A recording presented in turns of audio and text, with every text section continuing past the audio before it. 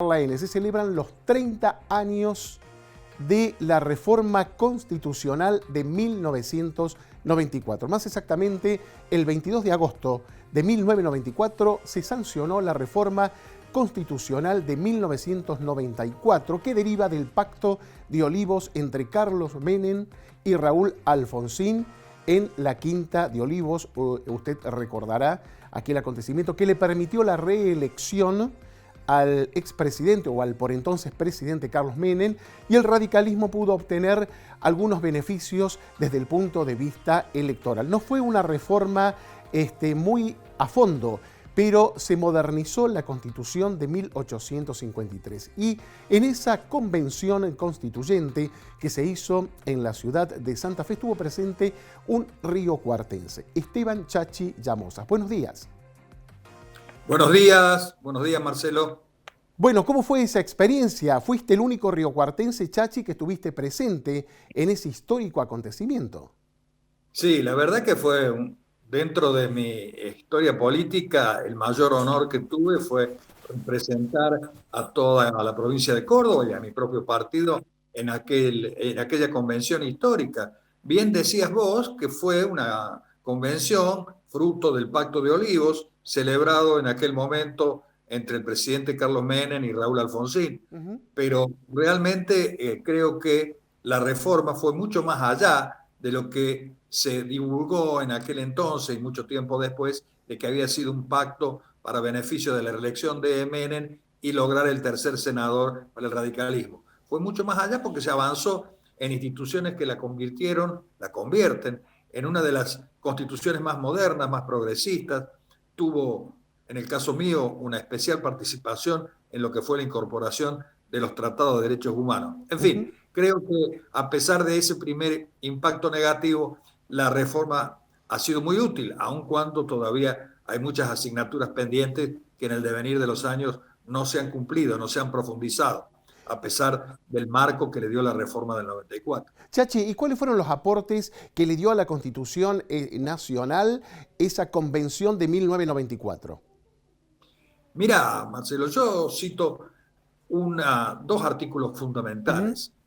Dos artículos que de alguna manera fijaron el paradigma y lo que fue el núcleo ideológico de esa reforma. Uno es el artículo 75, inciso 22, que incorporó con jerarquía constitucional 10 tratados de derechos humanos, con supremacía sobre la propia Constitución, inclusive con la aplicación de la jurisprudencia que marca para todos esos tratados, la propia Corte Interamericana de Derechos Humanos, la Corte de Derechos Humanos, Sí, de sí. Derechos Humanos.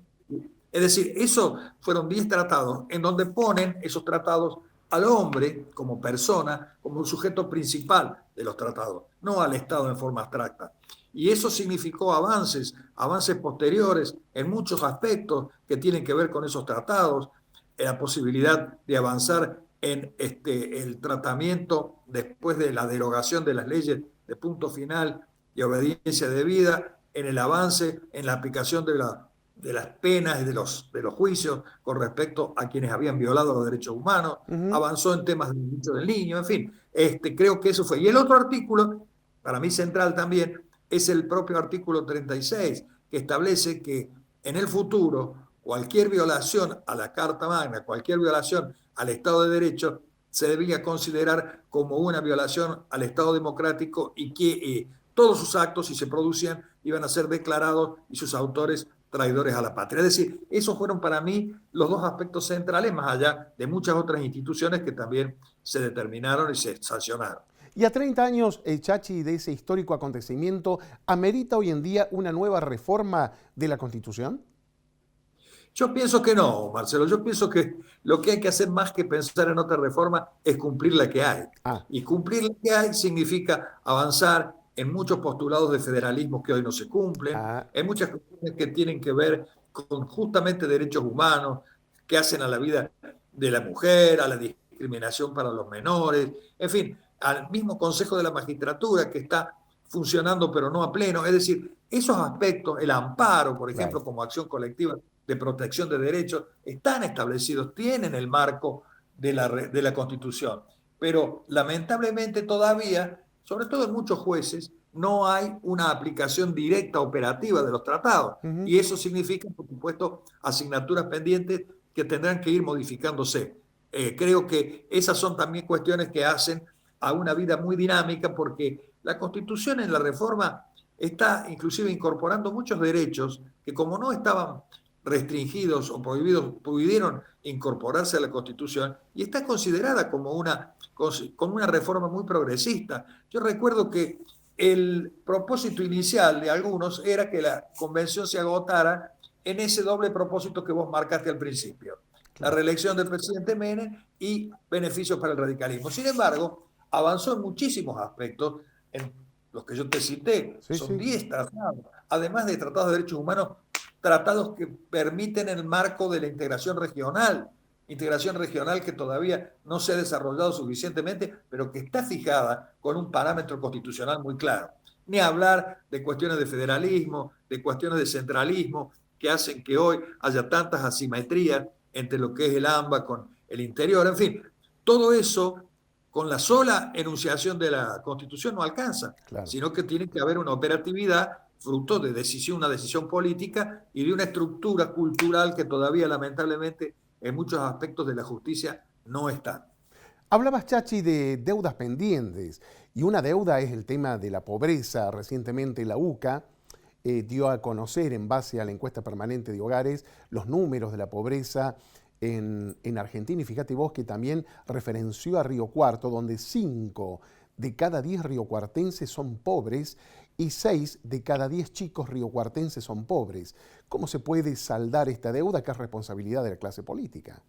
La responsabilidad de la clase política y de la clase dirigencial en general, incluyo también a lo que es el empresariado, la clase dirigencial de los trabajadores, el aspecto de la cultura. La comunidad en general tiene que acompañar un proceso que revierta esta desigualdad y esta pobreza que realmente nos lastima a todos, porque es un flagelo que inclusive, por supuesto, nos lastima en un país como la Argentina. Pero fíjate vos, Marcelo, si uno va al enunciado y al verdadero debate ideológico que se planteó en la convención, el debate estaba: si buscábamos una reforma constitucional que apuntara justamente a eso, a la justicia social, a marcar leyes que permitan que la dignidad del trabajo se establezca en la Argentina, o otros sectores que querían que la reforma fuera una especie de maquillaje, simplemente con algunos paliativos, pero que no iba al fondo de estas cuestiones. Eso fue realmente el verdadero debate ideológico que se hizo y que fue transversal a todos los partidos. A mí me tocó integrar la comisión de tratados, en donde estaba representado todo el arco ideológico, porque eso fue también el aspecto que le dio mucha legitimidad a la reforma constitucional. A diferencia de otros intentos de reforma, acá estaba todo el arco ideológico. Estaba desde la derecha pseudo golpista, de Rico, Bussi, hasta sectores de izquierda, que en aquel momento representaba el Frente Amplio, y los partidos mayoritarios tradicionales, que por supuesto constituían el núcleo central, la mayoría de la constituyente, que era el justicialismo y el radicalismo por entonces. Pero todo eso que se debatió, que se fijó, que se plasmó en muchos artículos, hoy sigue siendo una asignatura pendiente, porque quienes deben llevarlo adelante, tanto en el Poder Legislativo, la justicia y los distintos sectores de la comunidad, pongo los sectores dirigenciales como principales responsables, todavía no están a la altura de las circunstancias y del cumplimiento de esos postulados constitucionales.